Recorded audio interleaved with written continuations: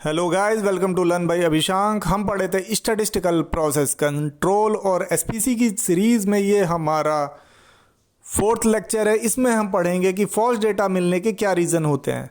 Last lecture में हमने पढ़ा था डेटा कितने तरीके के होते हैं। तो डेटा बेसिकली 2 तरीके के होते हैं, वेरिएबल डेटा और एट्रीब्यूट डेटा। किसी भी न्यूमेरिकल वैल्यू को वेरिएबल डेटा बोला जाता है और किसी भी वैल्यू को जो कि ट्रू फॉल्स ओके रिजेक्ट यानी विजुअल अपीयरेंस या फिर यस नो के टर्म्स में हो, ओके रिजेक्ट के टर्म्स में हो, उसे एट्रीब्यूट डेटा कहा जाता है।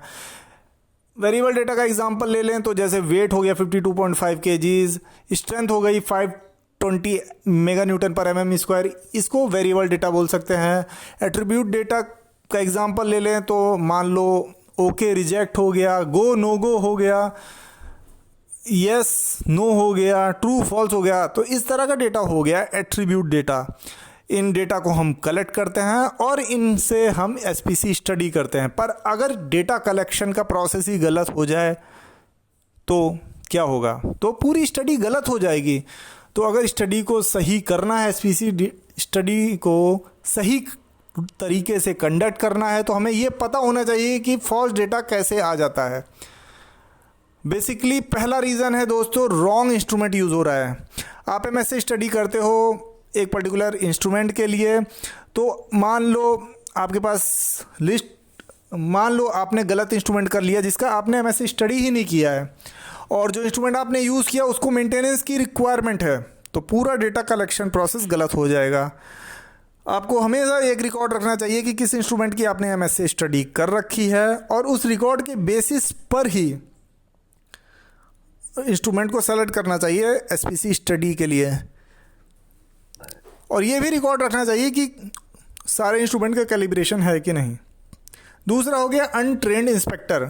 जो इंस्पेक्टर हमने डिप्लॉय किया है इंस्पेक्शन प्रोसेस पे, वो अनट्रेंड होगा तो भी डेटा कलेक्शन गलत हो जाएगा। एरर ड्यू टू एनवायरनमेंट, जहाँ भी डेटा कलेक्शन हो रहा है वहाँ की लक्स वैल्यू गलत है, मान लो वहाँ पे नॉइज़ लेवल ज़्यादा है, तो डेटा कलेक्शन गलत हो जाएगा। नो कैलिब्रेशन, जो इंस्ट्रूमेंट यूज़ हो रहा है डेटा कलेक्शन में वो कैलिब्रेटेड नहीं है, तो डेटा कलेक्शन गलत हो जाएगा। रॉन्ग मेथड और स्टैंडर्ड यूज़, जो इंस्पेक्शन का मेथड है वो गलत यूज़ हो गया, या फिर नॉन स्टैंडर्ड मेथड हमने यूज़ कर लिया, स्टैंडर्ड हमारा गलत है इंस्पेक्शन का, तो डेटा कलेक्शन गलत हो जाएगा। लैक ऑफ टेस्ट फैसिलिटी, आपके प्लांट में जिस पर्टिकुलर पैरामीटर का आप डेटा कलेक्शन कर रहे हो उसको टेस्ट करने की फैसिलिटी नहीं है, आपने किसी जुगाड़ से किसी मैनुअल तरीके से उसका डेटा कलेक्ट कर लिया, तो डेटा कलेक्शन गलत हो जाएगा। हमेशा ध्यान रखना है कि एसपीसी करने से पहले एमएसए होना चाहिए। आपने एमएसए नहीं किया है, कहीं ना कहीं मेजरमेंट एरर आएगा तो आपका डेटा कलेक्शन गलत हो जाएगा। इसीलिए कोई भी स्टैटिस्टिकल स्टडी आप करो तो एमएसए पहले करो। जब एमएसए में आपका मेजरमेंट सिस्टम ओके हो जाए, अप्रूव्ड हो जाए, तब फिर एसपीसी स्टडी करो।